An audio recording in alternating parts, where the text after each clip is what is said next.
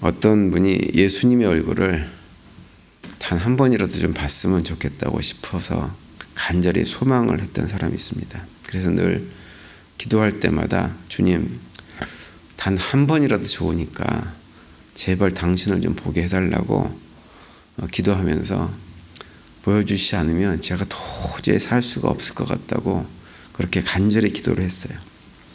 근데 기도를 하다가 어느 날 정말 주님의 음성이 들려왔습니다. 내가 내일 너를 찾아갈 테니까 나를 잘 맞아주어라, 이렇게 음성이 들렸습니다.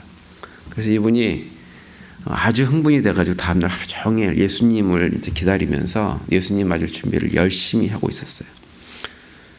그런데 하루 종일 기다려도 예수님은 찾아오지 않았습니다. 대신에 어떤 쩔뚝발이 거지 하나가 구걸을 하기 위해서 그 집을 방문을 했는데 주님을 맞을 준비를 하느라고 바빠가지고는 그 거지를 그냥 이렇게 내쫓아버리고 말았어요. 그리고 하루 종일 또 이제 저녁까지 기다렸는데도 주님이 오지 않아서 밤에 또 기도를 했습니다. 오신다고 해놓고 어떻게 약속을 안 지키는 주님이 어떻게 그럴 수 있냐고 따지듯 물었습니다. 그랬더니 그날도 주님께서 음성을 들려주셨어요. 뭐라고 하셨을까요? 우리가 쉽게 예상되는 뻔한 대답입니다. 내가 너를 찾아갔었는데 너가 나를 냉대했다, 이렇게 대답을 하셨어요. 우리가 뻔히 아는 결말입니다. 근데 우리가 잊지 말아야 될 것은 뭐냐 하면 그 예수님께서 하신 말씀이 진실이라고 하는 거예요. 그것이 예수님이, 주님이 우리를 찾아오시는 방식이라고 하는 것입니다. 마태복음 25장 40절에 보면 이런 말씀이 있죠. 임금이 대답하여 가라사대 내가 진실로 너희에게 이르노니 너희가 여기 내 형제 중에 지극히 작은 자 하나에게 한 것이 곧 내게 한 것이니라 하시고 이렇게 말씀을 합니다.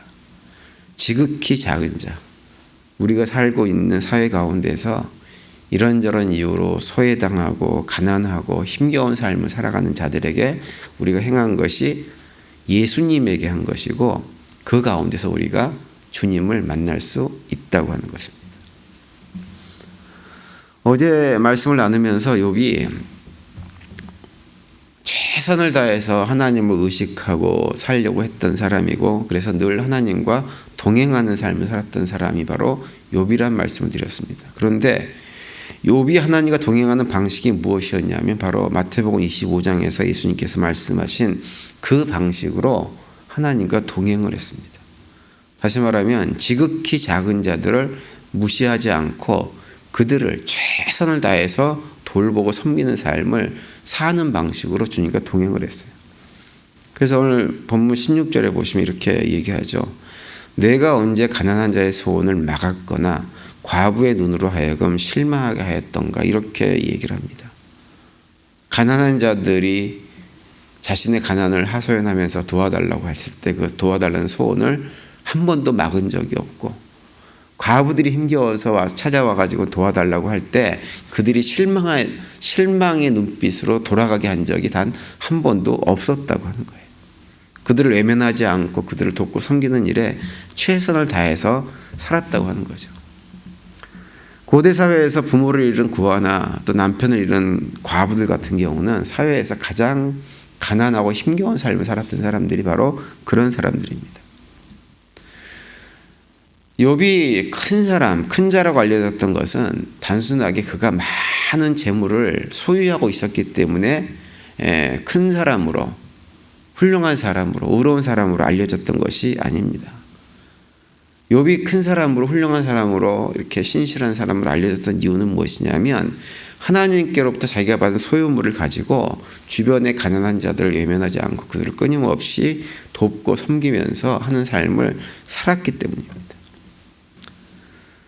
우리가 이 땅에 살면서 재물을 모으는 것도 참 힘든 일이지만 사실은 재물을 모으는 것보다 더 중요한 것은 무엇이냐면 그것을 어떻게 사용하느냐입니다. 그걸 어떻게 사용하느냐에 따라서 그 재물의 가치가 결정되는 거죠.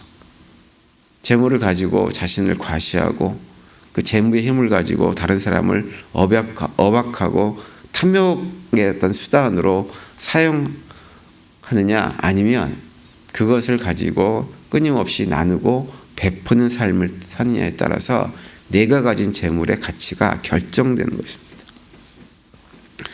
누가복음 16장에 보면 부자와 거지 나사로의 비유가 나오죠.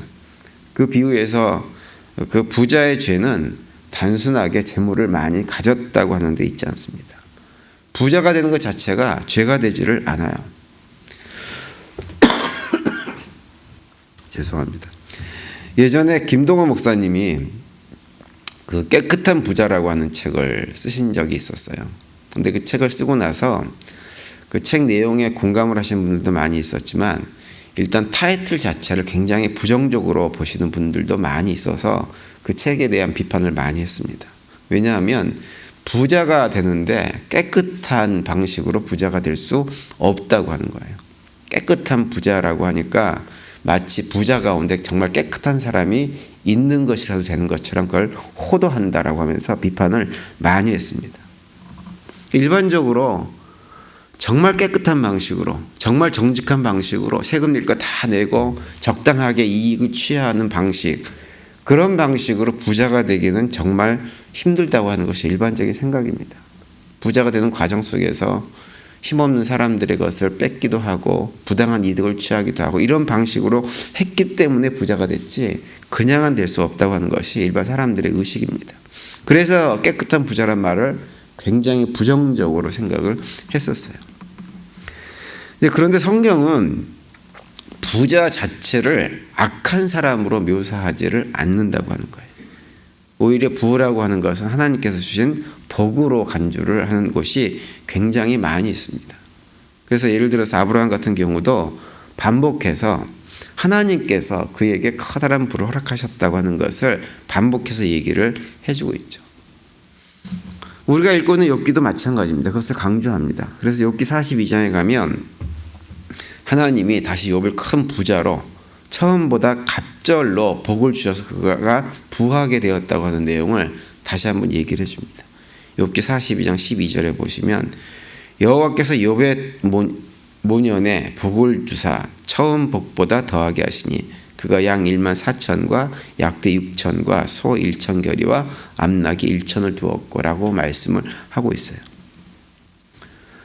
그래서 부자가 되는 것 자체가 죄를 짓는 것은 아니지만 중요한 건 뭐냐 하면 하나님께서 주신 그 부를 하나님이 주셨다는 것을 망각을 하고 자신의 욕심 때문에 그것을 움켜쥐고 앉아가지고 가난한 자들을 외면하고 오히려 자신의 배만 부르게 하고 호의호식을 하면서 살게 되어지면 그것은 무엇이냐? 죄가 되는 거예요. 그래서 부자와 거지 나사로 얘기해서 부자의 죄는 무엇이냐면 불쌍한 나사로를 전혀 돌보지 않고 자신만 맨날 잔치하면서 호의호식하는 삶을 살았던 것 자체가 그 부자의 죄였습니다. 그래서 디모데전서 6장 10절에 보면 이렇게 우리에게 말씀을 해주고 있죠. 돈을 사랑함이 일만하게 뿌리가 되나니 그것을 사모하는 자들이 미혹을 받아서 믿음에서 떠나 많은 근심으로 자기를 찔렀도다 이렇게 말씀합니다. 돈을 사랑하는 것이 일만하게 뿌리예요. 돈을 사랑해가지고 그것을 움켜쥐는 일에만 관심을 가지고 그것을 하기 위해서 온갖 악을 행하는 그런 미혹을 받고 살아가는 것 자체가 악한 것이고 그것이 모든 죄악의 뿌리가 된다고 하는 거예요. 앞서 봤던 마태복음 25장 말씀에 의하면 어느 시대에나 가난한 자들을 어떻게 대하느냐라고 하는 것은 우리가 이 땅에 살면서 주님을 어떻게 대하느냐라고 하는 것을 보여주는 방식이 되어집니다. 그래서 우리가 주변에 가난한 사람들, 어려운 형편에 있는 사람들을 보면 영적으로 예민하게 반응해야 됩니다. 그러면서 할 수 있는 대로, 기회가 되는 대로 그들에게 너그럽고 따뜻한 마음을 가지고 그들을 대하는 것, 그것이 무엇이냐면 하나님께서 우리에게 원하시는 삶의 방식입니다. 이 땅은 보면 혹시 우리 가운데서도 그런 생각을 하시는 분들이 계실지 모르겠는데요. 우리가 현재 지원하고 있는 이 코너스턴, 북한 선교하는 그런 코너스턴 단체뿐만 아니라 유니세프나 월드비전 같이 전 세계의 기아나 전쟁이나 이런 것들을 극심한 고통 가운데 사는 사람들을 지원하는 단체에 헌금을 보낸다든지 기금을 보낸다든지 하는 것들에 대해서 굉장히 부정적으로 생각하시는 분들이 있다고 계세요. 근데 이제 그렇게 생각하신 이유 중에 하나가 무엇이냐면 그런 단체에 도네이션을 하게 되어지면 그 도네이션한 돈의 상당수가 그 단체를 운영하는 경비로 사용되는 일이 많다라고 생각을 해서 그렇습니다. 특별히 그 단체를 관리하고 운영하는 사람들이 그 단체에 도네이션을 하는 사람들보다 훨씬 더 부유한 생활을 한다라고 하는 생각을 많이들 가지고 있습니다. 그래서 그걸 문제 삼습니다. 그러면서 그런 단체에 기부를 해봐야 돈이 엉뚱한 데 쓰이고 가난한 사람들에게는 일부만 가기 때문에 그런데 지원하면 안 된다. 이렇게 해서 그런 단체에 기부하는 것을 거부하시는 분들이 더러 계세요. 그러면서 이제 나름대로는 이제 뭔가 제대로 바르게 하는 단체를 찾아가지고 내가 지원을 하겠다라고 하지만 현실은 어떠냐면 그런 단체를 찾아보기 힘들기 때문에 그런 분들은 사실 기부도 잘 거의 하지 않습니다. 근데 우리가 그런 생각들을 예수님의 생각과 좀 비교해 볼 필요가 있어요. 예수님 생각은 어떠실까? 과연 그 생각이 예수님께서 말씀하시는 지극히 작은 자 하나에게 그들을 돌보고 섬기고 하는 방식일까?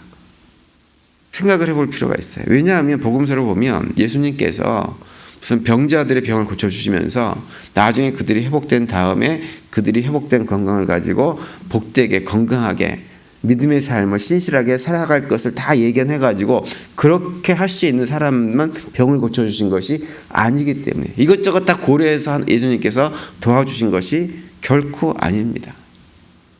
선한 사마리아 사람 비유에서도 그 선한 사마리아 사람도 강도 만난 사람을 도와줄 때 그 사람이 어떤 사람인가, 도와줄 만한 사람인가 아닌가라고 하는 것을 확인한 다음에 도와준 것이 아니었다고 하는 거예요. 그냥 최선을 다해서 도와줬어요. 그냥 불쌍히 여기고 도와줬어요. 그것이 예수님의 방식이라고 하는 거죠. 욥도 마찬가지 방식으로 도와주었을 것입니다. 돕고 섬기고 나누는 삶을 살았을 것입니다. 전도 11장 1절에 보면 이런 말씀이 있습니다. 너는 내 식물을 물 위에 던지라. 여러 날 후에 도로 찾으리라. 이렇게 말씀을 하고 있어요. 선행이라고 하는 것, 보상이 반드시 따라온다고 하는 거예요. 이것이 영적인 원리입니다. 지금 당장 나에게 돌아오지 않아도 내 자녀들이 또는 그 후손들이 그 열매를 반드시 얻을 날이 오게 될 것이라고 말씀을 하고 있는 거예요. 근데 이 얘기는 반대의 결과도 마찬가지입니다. 우리가 가난한 자들을 외면하고 소외된 자들을 외면하고 지극히 작은 자들을 돌아보지 않으면 그 결과도 우리에게 돌아오게 될 것이라고 하는 것이 이 전도서 11장 1절의 말씀입니다.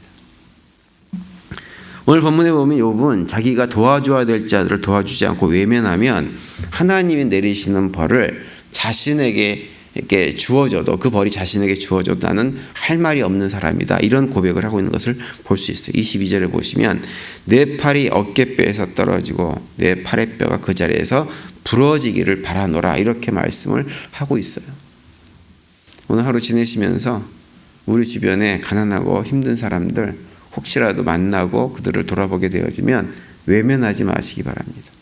그들을 도와줄 기회가 있으면 기회가 있을 때마다 그들을 도와주고 살아가면서 우리가 하나님의 자녀로의 삶을 신실하게 살아내는 복된 하루가 되시기를 간절히 바랍니다.